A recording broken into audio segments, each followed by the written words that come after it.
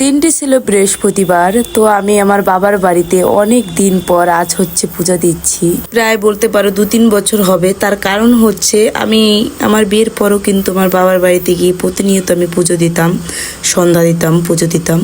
কিন্তু আমার বাবু হওয়ার পরে আমার হচ্ছে বাবার বাড়িতে গিয়ে সেই পুজো দেওয়াটার সেই নেশাটা না আসলে দিন দিন চলে যাচ্ছিল।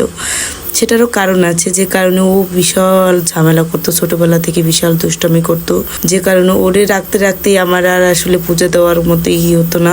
বাসায় দিতাম কোনো রকম ভাবে, বাড়িতে ওই রকমের গেলে দেওয়া হতো না। কিন্তু আজ অনেক দিন পর বাড়িতে পুজো দিচ্ছি আর মনে মনে ভাবছি সেই আগের কথা। আগে আসলে পুজো দিতাম বা বিয়ের আগে পুজো দিতাম, খুব ভালো লাগতো আসলে। তো এখন দিতে পারি না অনেকটা কারণে, ওই বাবুর কারণে হচ্ছে দেওয়া হয় না, আর নিজের ভিতরে একটা আলসেমি চলে এসেছে, সে কারণেও হয় না। তো তারপরে হচ্ছে আজকের পুজোটা দিচ্ছি আমি বৃহস্পতিবার।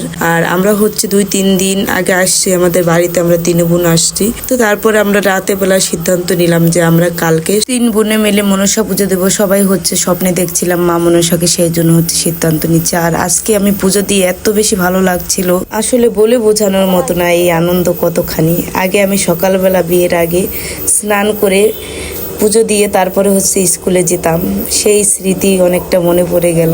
আসলে সেই সময়টা ছিল অনেক বেশি সুন্দর, যে সময়টা কিনা আর কোনো দিন ফিরে আসবে না। সময় গেলে কোনো দিনও আর সেই সময় ফিরে আসে না। তাও অনেক দিন পরে এসে যে পুজো দিতে পারছি নিজের বাবার বাড়িতে এসে, সেটা অনেক বেশি ভালো লাগতেছে। তো বাবু তো এখন বড় হয়ে গেছে, আসলে মাঝে মধ্যেই পুজো দেওয়া যাবে। আমাদের আসনটা কিন্তু আমরা উপরে রেখেছি সবাই সিদ্ধান্ত নিয়ে, কারণ এখন ছোট ছোট বাচ্চারা আছে অনেকগুলো আমাদের ঘরে, আসলেই ওরা হচ্ছে ঠাকুর ধরতে পারে বা ময়লা ছয়লা দিতে পারে, এই কারণে হচ্ছে উপরে রাখা। সকাল সকাল ঘুম থেকে উঠে আমার ভাইকে পাঠিয়েছি বাজারে এই পূজার সামগ্রিক যা যা লাগবে মনসা পূজা সেগুলো আনার জন্য।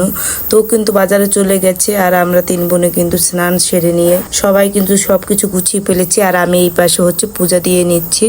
তারপরে হচ্ছে আমরা যাব পূজা দিতে আমাদের বাড়ির পাশেই ঘরেই হচ্ছে মনসা মায়ের মন্দির, সেখানেই হচ্ছে আমরা পুজো দেবো সবাই। আমি আগেও একবার মা মনসাকে অনেকবার স্বপ্নে দেখেছিলাম, তখন আমি যেতে পারিনি, কিন্তু আমার মাকে বলেছিলাম, টাকা দিয়ে আসছিলাম যে মা তুমি মনসা পুজোটা দিয়ে দিও। মা তখন পুজো দিয়েছিল। আর এখন হচ্ছে দিদি পুজো দেবে, সেই জন্য ভাবলাম আমরা 3 বোনে মিলে হচ্ছে মা মনসার পুজোটা দেই। আজকের ভিডিওটা এই পর্যন্তই। সবাই ভালো থাকবেন আর মাঝে মধ্যে মা মনসাকে পুজো দেবেন, কারণ মা মনসাকে পুজো দিলে দেখবেন যে আপনার ঘরের সবাই রোগমুক্ত থাকবে, ভালো থাকবে। জয় মা মনসা।